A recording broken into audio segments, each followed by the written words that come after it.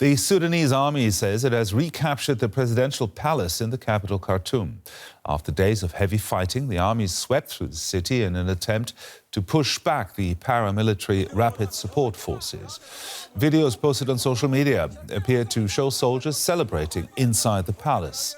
An army leader has described the apparent takeover as a crowning achievement. The rapid support forces has now responded, claiming that the battle for the palace is, quote, not over yet. And for more on this, we can now speak to Al-Bashir Idris. He's an independent Sudan researcher and analyst. Now, Sudan civil war has been going on for nearly 2 years now. In the bigger picture, how significant would the capture of the palace be for the conflict? Well, whilst many would say that the recapture of the Sudanese Republican Palace may be seen as symbolic, it is also seen as a step forward to removing the RSF within the capital city of Khartoum. It's almost been 2 years since this war started, and we have seen disproportionate amounts of violence from the RSF compared to that of the Sudanese armed forces. What this victory means for the Republican Palace is that now SAF is able to control the capital and push the remaining RSF forces south towards the bridge of Jabal Olia, which is the only bridge left that links Khartoum to the rest of Sudan for the RSF. And from this, we are expected to see more victories. Now, the Sudanese armed forces are not the only ones involved in the fight against the rapid support forces. Bring us up to speed. Who else is in the fight? Well, the Sudanese armed forces is now compiled of multiple brigades and battalions and militias, and it's those that work together under the umbrella of the Sudanese armed forces that seek to remove the RSF, not just from the capital, but from the rest of Sudan.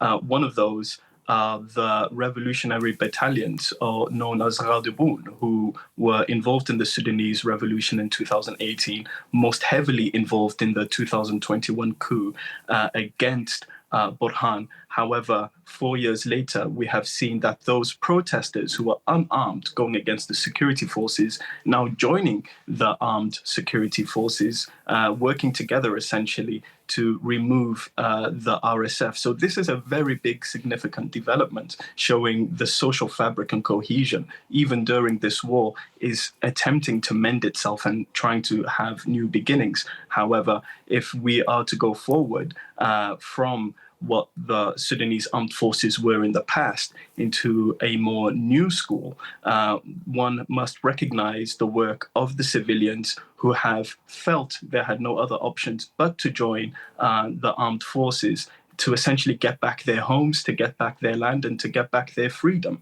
after 2 years of perhaps, well, as many agencies have reported, the world's worst humanitarian crisis ever recorded. So to see this come to an end very quickly, it is more than welcoming to see Sudanese from many different fabrics come together to celebrate this win, but also to celebrate and to have the morale risen to beat the RSF.